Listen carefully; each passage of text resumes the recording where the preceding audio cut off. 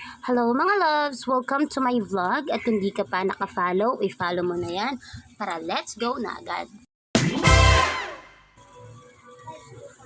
And for today's video, we have another client tonight and ito as you can see, I'm preparing para pumunta na po sa client. At ayan, si husband naman ay nagpe-prepare siya ng service namin sa labas at binibilinan ko ang aking mga kids kung anong gagawin before sila matulog and after ako umalis.